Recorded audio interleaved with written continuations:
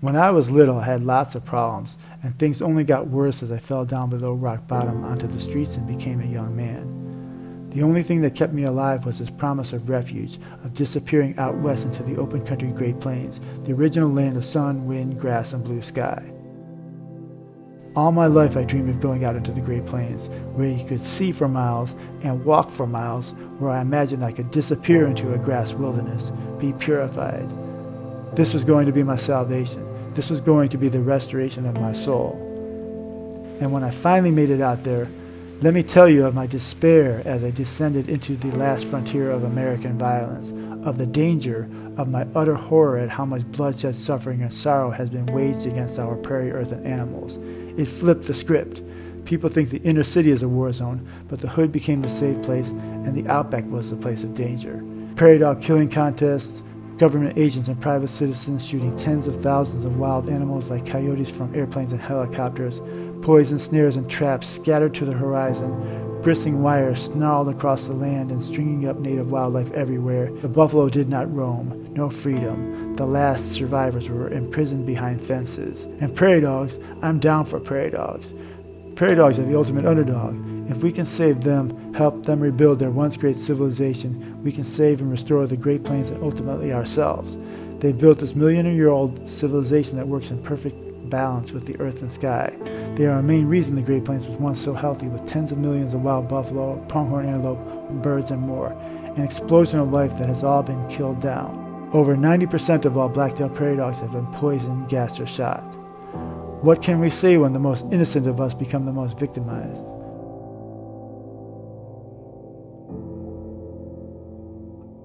You know, prairie dogs speak an intelligent language, and the towns they build are the coral reefs in the sea of grass that attract and shelter hundreds of other animals. Their civilization and societies work so healthfully together. Families, friends, work, play, and love, much like us humans. Another thing I learned about prairie dogs, every single morning when they wake up, they praise the sun and give thanks for the day. Even in the midst of the unending terror and violence that is inflicted upon them, on their homes and families, they still see the beauty in their world and give thanks for the day. Where I saw hopelessness, they showed me hope. Where I saw destruction, they gave me faith. And the Great Plains was model and metaphor for what we as people are going through too, for what we are all going through here on our crashing earth. So once I survived my own life, I said, what else is there for me to do but give back? If there is no refuge out in open country, I will work to restore it and help people take care of their own health through taking care of the earth. In October 1999, I founded the nonprofit organization Great Plains Restoration Council. And since then, we've been the founders of the ecological health movement, which is basically the interdependent health of people, animals, and ecosystems. For many years, we ran a satellite program between Pine Ridge Indian Reservation and inner city Fort Worth, Texas, where we had youth summits. They restored some of their prairie in the Grass Creek area up there while we worked on for many, many years on saving the last wild prairie in the Dallas-Fort Worth region. I'm also an American writer, and I'm the author of the book Ghetto Plainsmen, which is currently being made into a Hollywood film starring Whoopi Goldberg, Hill Harper, and many others. I've taught ecological health practices and principles around the country. I founded Plains Youth Interaction program, Restoration Not Incarceration, and Your Health Outdoors, which all follows this model of taking better care of your own health through taking care of the earth.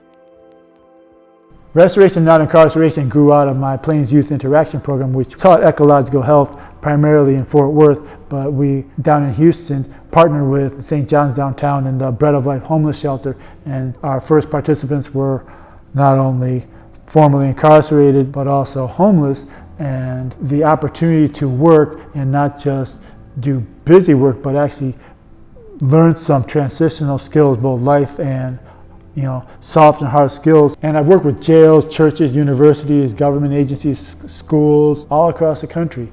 And now we're ready to bring it home. This has been many years of work, and it's taken a lot of time to build a new culture of caring, because nobody had ever really even thought about the Great Plains. But I always thought that it not only was a place greatly in need, but could serve as model and metaphor for our crashing earth and our disaffected lives everywhere.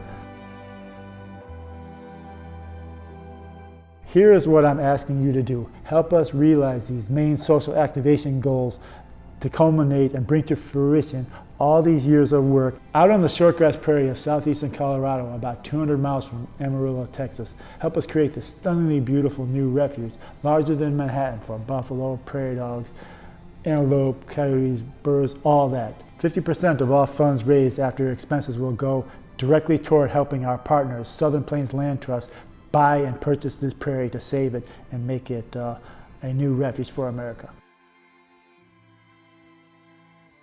Gift our program, Restoration Not Incarceration, to others across the country and pay the work wages for 2,500 workdays in ecological health for people formerly or currently entangled with the criminal justice system. Provide $100,000 in work scholarship funds for Plains Indian people working in ecological restoration. You know, Indian people lost nearly everything when they lost the Great Plains, and they must be included in all efforts to bring her back. Complete the Fort Worth Prairie Park as an urban wildland prairie on the back door of 7 million people and build it into a national epicenter for ecological health. Support the public education and advocacy work of my nonprofit Great Plains Restoration Council so we can serve others. Support our literary fund, Art Moves Culture, and helps connect people with these issues and move America forward.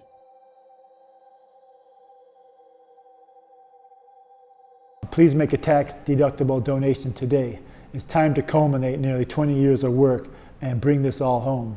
It's time to take this new culture of caring that we're all building together and make it national and even global. Thanks for caring.